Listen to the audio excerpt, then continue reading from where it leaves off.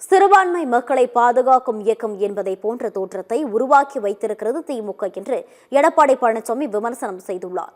சென்னையில் நடைபெற்ற இஃப்தார் நிகழ்ச்சியில் எடப்பாடி பழனிசாமி கலந்து கொண்டார்.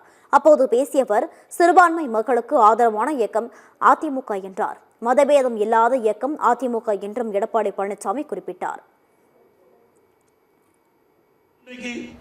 திராவிட முன்னேற்ற கழகம் அதனுடைய கூட்டணி கட்சியை சேர்ந்தவர்களும் ஏதோ சிறுபான்மை மக்களை அந்த கட்சிதான் காப்பாற்றுவது போல ஒரு தோற்றத்தை வெளிப்படுத்திக் கொண்டிருக்கின்றார்கள்.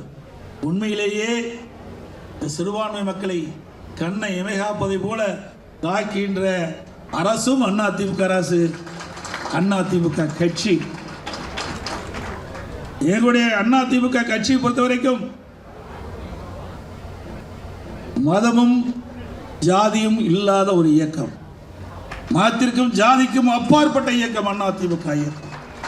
எந்த சூழ்நிலையிலும் நம்முடைய அடிப்படை கொள்கையில் இருந்து அணு அளவும் நாம் பெற மாட்டோம்.